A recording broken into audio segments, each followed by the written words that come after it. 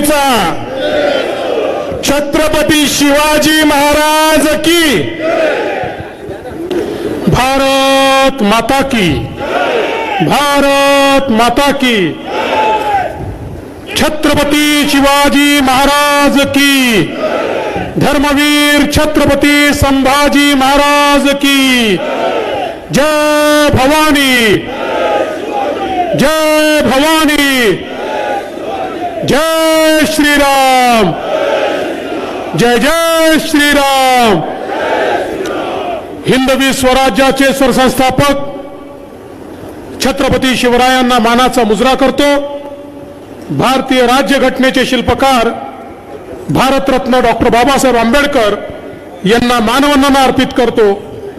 आणि आज या सभेमध्ये मंचावर उपस्थित असलेले आपल्या जिल्ह्याचे लाडके मंत्री गिरीश भाऊ महाजनजी, चेनुभाऊ संचेतीजी, आपले लोकप्रिय आमदार संजय भाऊ सावकारेजी, आमदार चंद्रकांत पाटीलजी, आकाश फुंडकरजी, रमेशदादा पाटीलजी, अमोल जावळेजी, दिलीप कांबळेजी, उल्हास पाटीलजी, रंजनाताई पाटील, राजेंद्र फडके, नंदू महाजन, समाधान पाटील, उन्मेष नेमाडे, जयप्रकाश बाविस्कर, रमेश मकासरे, विकास वलकर, सचिन देशमुख, केतकीताई पाटील, ध्रुवराज लोणारी, मनोज बियाणी, संतोष चौधरी, प्रशांत पाटील, अजय भोळे, राजू सूर्यवंशी, मोहन फलक, संजय गरुड, मंचावरील सर्व मान्यवर, कोणाचं नाव सुटलं असेल तर नाव लिहून देणाऱ्याची चूक आहे, माझी चूक नाही आहे।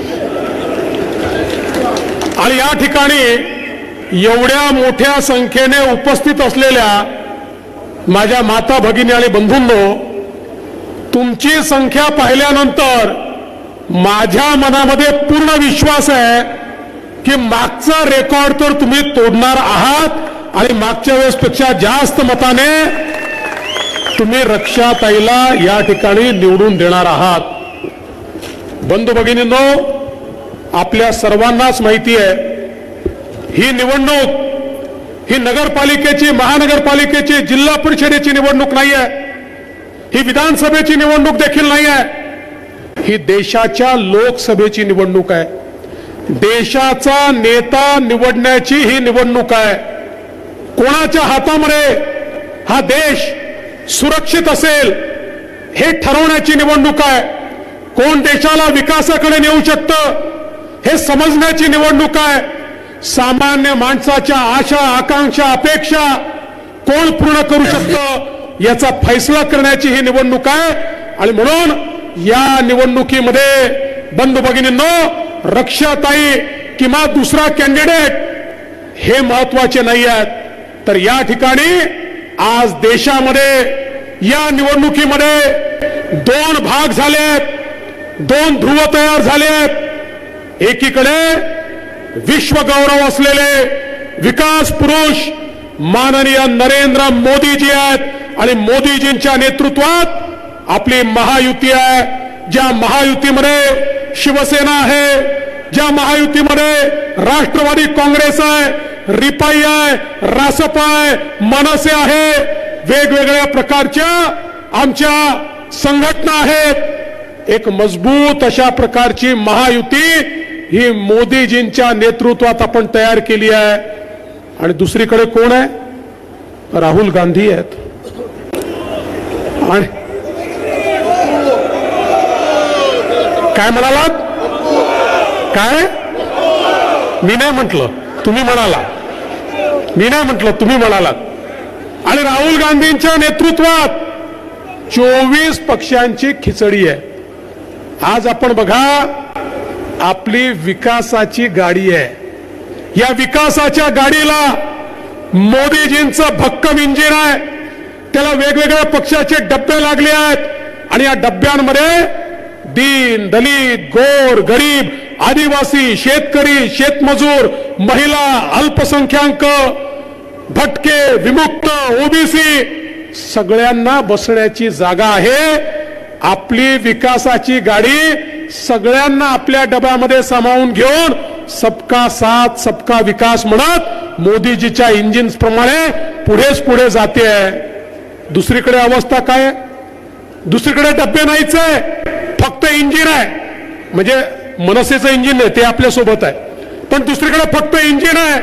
तिकडे राहुल गांधी म्हणतात मी इंजिन आहे, शरद पवार म्हणतात मी इंजिन आहे, उद्धव ठाकरे म्हणतात मी इंजिन आहे, लालूचा पोरगा म्हणतो मी इंजिन आहे, मुलायम सिंगाचा पोरगा म्हणतो मी इंजिन आहे, ममता बॅनर्जी म्हणते मी इंजिन आहे, स्टॅलिन म्हणतो मी इंजिन आहे.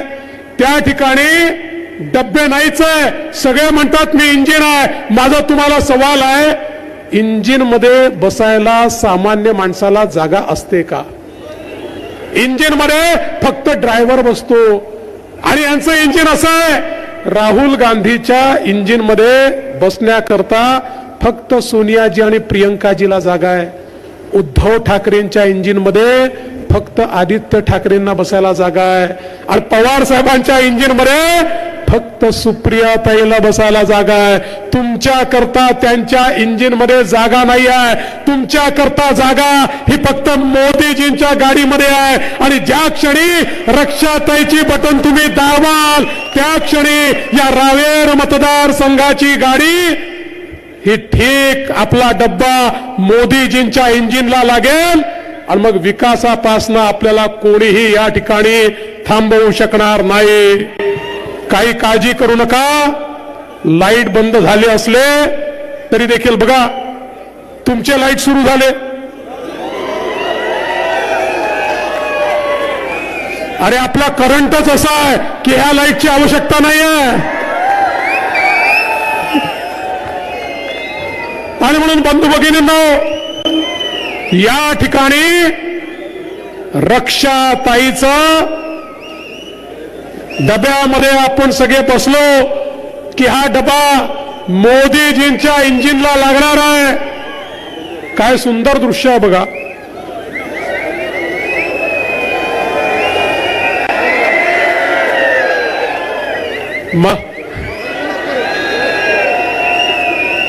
अरे लपाछुपीच चालली आहे.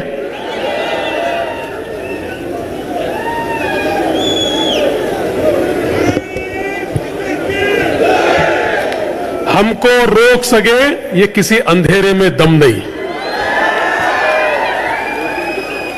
रोशनी हमसे है, रोशनी से हम नहीं. आणि बंधू भगिनींनो, म्हणूनच आज आपण पाहू शकतो गेल्या 10 वर्षामध्ये माननीय मोदीजींनी ज्या प्रकारे या देशामध्ये परिवर्तन केलं. अरे जगातले लोक आश्चर्य करतात, जगातले अर्थशास्त्री आश्चर्यचकित झाले.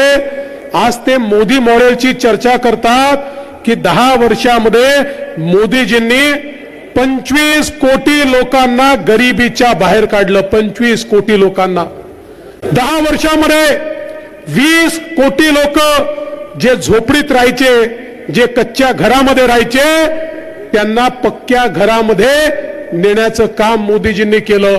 10 वर्षामध्ये 50 कोटी लोक ज्यांच्या घरी चुलीवर स्वयंपाक व्हायचा त्यांच्या घरी गॅस पोचवला. 55 कोटी लोक ज्यांच्या घरी शौचालय नव्हतं त्यांच्या घरी शौचालय पोचलं. 60 कोटी लोक जे या ठिकाणी स्वातंत्र्याच्या 70 वर्षानंतर देखील आमच्या माया बहिणी त्या ठिकाणी हंडा घेऊन नदीवर जायच्या, विहिरीवर जायच्या. अशा 60 कोटी लोकांच्या घरी शुद्ध पिण्याचं पाणी हे मोदीजींनी पोचवलं. 80 कोटी लोक जे कोविडच्या काळामध्ये अडचणीत आले त्यांना कोविडच्या काळापासून मोफत रेशन देण्याचं काम हे मोदीजींनी या ठिकाणी केलं. जवळपास 62 कोटी लोक आमचे तरुण ज्यांना मोदीजींनी मुद्रा योजनेतनं 10 लाखापर्यंतचं लोन स्वतःच्या पायावर उभं राहण्याकरता विना तारण आणि बिना गॅरंटरचं दिलं. एक काळ होता एखादा तरुण जर बँकेत गेला तर बँक मॅनेजर त्याला विचारायचा, तुझ्याकडे तारण देण्याकरता जमीन आहे का? तुझ्याकडे कोणी सरकारी व्यक्ती गॅरंटर आहे का? आणि त्याच्याजवळ जर नसेल तर त्याला लोन मिळत नव्हतं. पण मोदीजीने सांगितलं यांची गॅरंटी मी घेतो आणि 62 कोटी लोकांना 10 लाखापर्यंतचं लोन हे मोदीजींनी बिना गॅरंटी बिना तारणाचं दिलं. आणि आता तर मोदीजींनी सांगितलंय आता 10 लाख नाही 20 लाखापर्यंतचं लोन हे विना तारण आणि विना गॅरंटरचं मिळणार आहे. आणि मला सांगताना आनंद वाटतो या 62 कोटीमध्ये 50% जास्त महिला आहेत की ज्यांना या ठिकाणी मुद्राचं लोन मिळालं आहे. मोदीजींनी देशामध्ये 80 लाख बचत गट तयार केले आणि त्या 80 लाख बचत गटांना 8 लाख कोटी रुपये त्या ठिकाणी दिले आणि त्यातनं 10 कोटी महिलांना आपल्या पायावर उभं केलं. आणि आता त्या 10 कोटी महिलांपैकी 3 कोटी महिला या लखपती दीदी होत आहेत आणि हळूहळू या सगळ्या 10 कोटी महिला लखपती दीदी होतील. मोदीजी म्हणतात जेव्हा एक पुरुष पायावर उभा राहतो त्यावेळी केवळ पुरुष पायावर उभा राहतो, पण जेव्हा एक महिला पायावर उभी राहते तेव्हा संपूर्ण कुटुंब पायावर उभं राहतं. आणि म्हणून मोदीजींनी महिलांना देशाच्या मुख्यधारेमध्ये आणण्याचं काम केलं. आणि मोदीजींनी तर सांगितलं 2026 नंतर आमचा मंच असा चालणार नाही, या मंचावरच्या 50% जागा आम्हाला महिलांना द्याव्या लागतील. कारण 2026 नंतर 33% विधानसभेचे आमदार या महिला असतील आणि लोकसभेमध्ये 33% खासदार या महिला असतील. त्यामुळे महिलांनी एकदा जोरदार टाळ्या वाजवून मोदीजींचं अभिनंदन केलं पाहिजे. आम्ही तर जळगाव जिल्ह्यामध्ये ऑलरेडी मोदी राज आणलेला आहे, ऑलरेडी महिला राज आणलाय. इकडे रक्षाताई आहे आणि तिकडे वाघताई आहे, पण मोदीजींनी ही अधिकारिता आज या ठिकाणी आणली. बंधू भगिनींनो, समाजातल्या प्रत्येक घटकाला मोदीजींनी या ठिकाणी लाभ दिला. आज आमच्या गावगाड्याचं अर्थकारण चालवणारा आमचा जो 12 बलुतेदार होता, आमचा जो पारंपरिक व्यावसायिक होता, याचा विचार कधीच कोणी केला नव्हता. पण पहिल्यांदा देशामध्ये मोदीजींनी विश्वकर्मा नावाची योजना आणली. 14,000 कोटी रुपये योजनेच्या अंतर्गत दिले. 12 बलुतेदार आणि पारंपरिक व्यवसाय करणारे जे लोक आहेत त्यांना त्यांच्या व्यवसायात आधुनिकता आणता आली पाहिजे, त्यांचा व्यवसाय ग्लोबल झाला पाहिजे, त्यांच्या पुढच्या पिढींपर्यंत तो व्यवसाय पोहोचला पाहिजे. याकरता मोदीजींनी विश्वकर्मासारखी योजना आणून आज त्यांना देखील मोठ्या प्रमाणात फायदा दिला. एकीकडे समाजातल्या सर्व घटकांना मोदीजींनी फायदा दिला आणि दुसरीकडे बंधू भगिनींनो, आज आपण पाहतोय इतक्या मोठ्या प्रमाणात ही विकास कामं होतात, सगळीकडे रस्ते होतात. मग नसीराबाद चिखली रस्त्याचं चौपदरीकरण असेल, फैजपूर जामनेरचं कॉन्क्रिटीकरण असेल, बोदवड रस्त्याचं त्या ठिकाणी काम असेल, भुसावळ तालुक्यात 240 कोटीची विविध कामं असतील. कामांची यादी मोठी आहे. ही सगळी कामं या ठिकाणी का होऊ शकली? कारण मोदीजींनी काँग्रेसच्या काळामध्ये केवळ इन्फ्रास्ट्रक्चरवर 1 लाख कोटी रुपये वर्षाला खर्च व्हायचे. आज वर्षाला 13 लाख कोटी रुपये मोदीजी खर्च करतात. त्यामुळे संपूर्ण भारतामध्ये आज इन्फ्रास्ट्रक्चरचं काम होताना आपल्याला पाहायला मिळत आहे. आज आपल्याकडे सिंचनाची कामं असतील, पिण्याच्या पाण्याची कामं असतील, रस्त्यांची पुलांची कामं असतील, ही सगळी कामं होताना या ठिकाणी दिसत आहेत. आणि आताच आमचे आमदार संजय सावकारेजी यांनी देखील या भुसावळची महत्वाची काही कामं सांगितलेली आहेत. मी संजीव भाऊ तुम्हाला एवढंच सांगतो, गिरीश भाऊ आणि माझ्या रूपाने तुमच्याकडे बेअरर चेक आहे. लक्षात ठेवा, महाराष्ट्राच्या खजान्याची चावी तुमच्याकडे आहे. चिंता करू नका.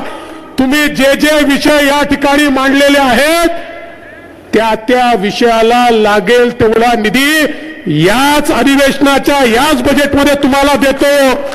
या भुसावळचं चित्र बदलण्याचा जो तुमचा या ठिकाणी प्रयत्न आहे, मग पिण्याच्या पाण्याची योजना असेल, बसपोर्टची योजना असेल, SRPFचं सेंटर असेल, भुयारी गटारा करता पैसा असेल, या ठिकाणी MIDC असेल, या सगळ्या गोष्टी तुम्हाला जास्त का नाही याच बजेटमध्ये तुम्हाला या सगळ्या गोष्टी मी करून देतो. कारण आता या ठिकाणी मोदीजींचं राज्य आहे आणि महाराष्ट्रामध्ये आपलं महायुतीचं राज्य आहे. आणि मला विश्वास आहे रक्षाताई तिकडे गेल्यानंतर एकीकडे मोदीजींची गाडी, मोदीजींची तिजोरी, मोदीजींची मदत आणि दुसरीकडे आपल्या राज्यातनं आपल्या महायुतीची मदत. त्यामुळे आपले हे सगळे स्वप्न पूर्ण होतील.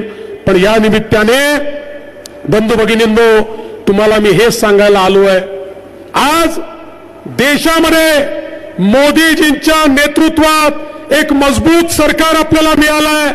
या सरकारने भ्रष्टाचारावर आळा आणला आणि म्हणून आज देश विकासाकडे चाललेला आहे. आज आपला देश जगातली महासत्ता होतोय. पण त्याच वेळी मोदीजींनी या देशाला एक मजबूत देश म्हणून या ठिकाणी जगासमोर आणलं.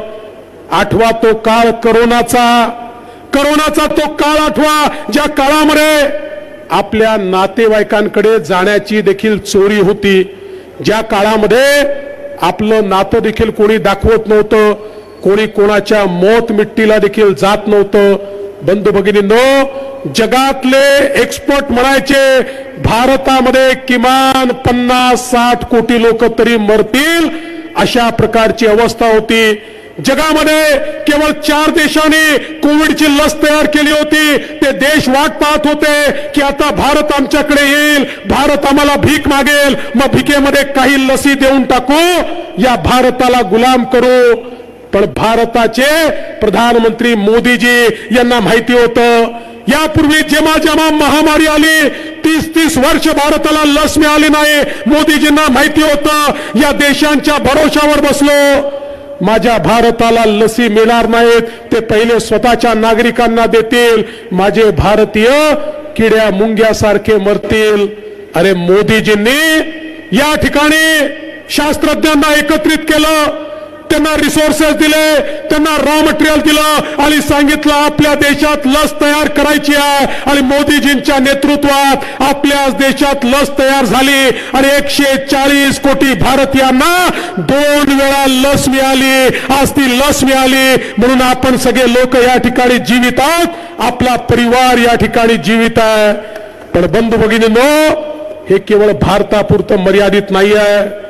मी मॉरिशस नावाच्या देशात गेलो होतो.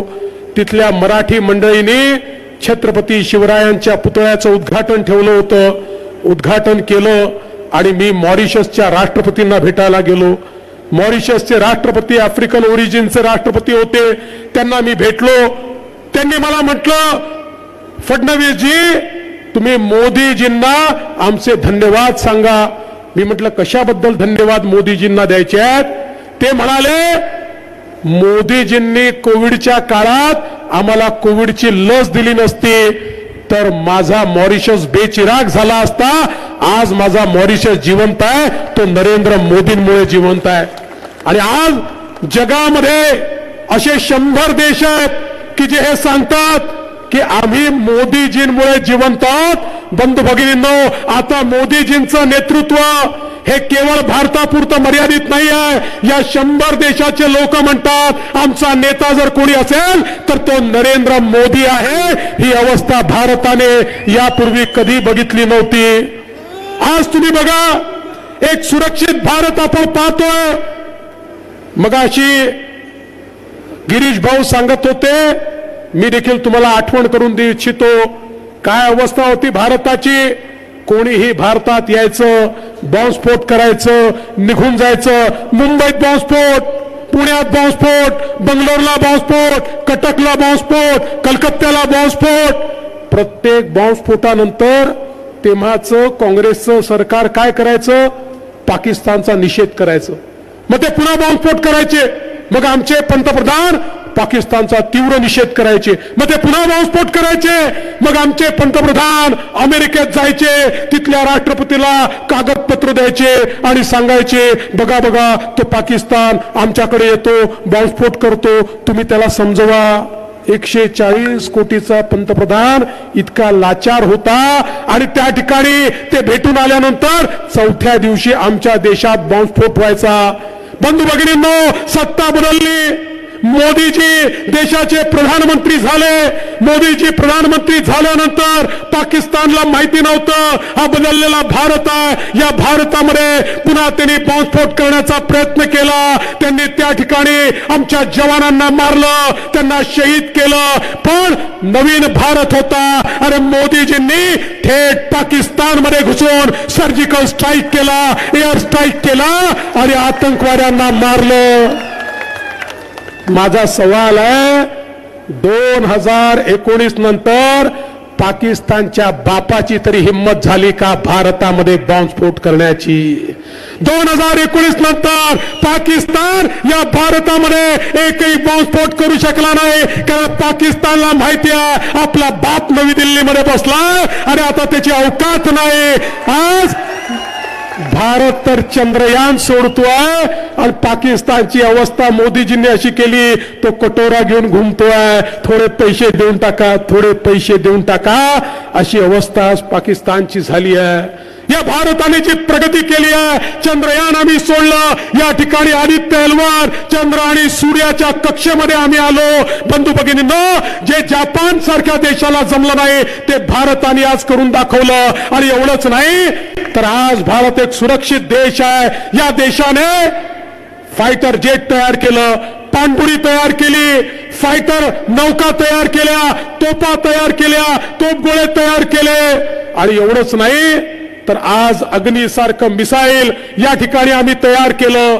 जगाच्या पाठीवर केवळ 3 देशांजवळ जे मिसाईल आहे ते आज भारताने तयार केलंय. इथनं मिसाईल सोडलं 7,000 किलोमीटर दूर कुठेही शत्रू लपलेला असेल त्या शत्रूवर जाऊन थेट शत्रूला नेस्तनाबूत करू शकतं. अशा प्रकारचं अग्नि मिसाईल आज भारताकडे आहे. आता चीन देखील वाकडी नजर करून आपल्याकडे पाहू शकत नाही. आणि म्हणून बंधू भगिनींनो, हा नवीन भारत आहे. आज देशाचं नेतृत्व आहे.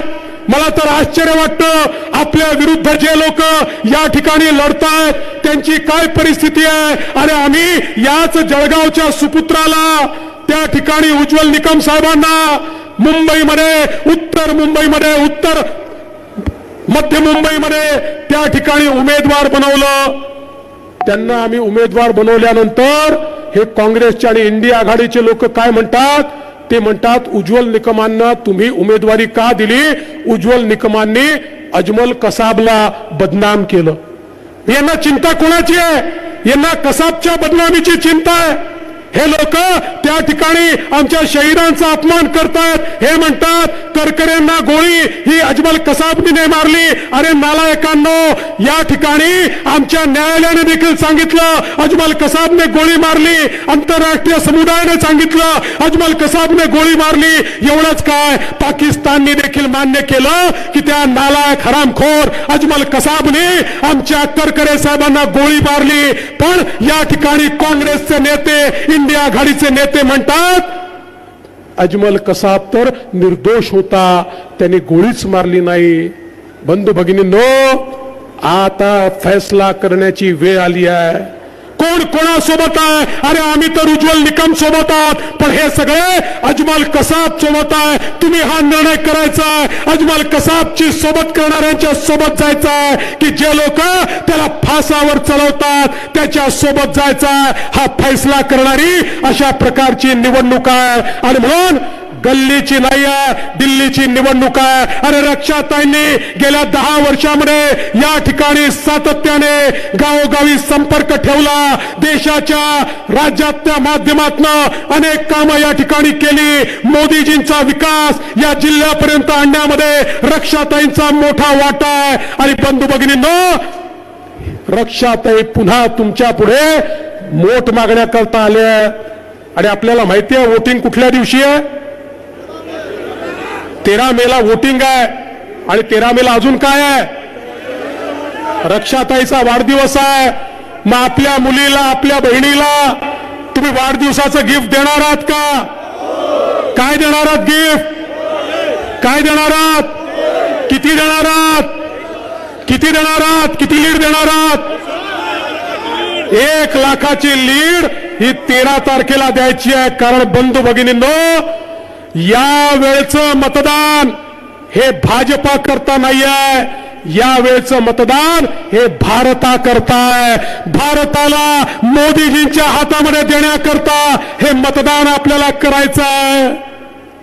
मला असं समजलं आज उद्धव ठाकरे देखील जळगावला येऊन गेले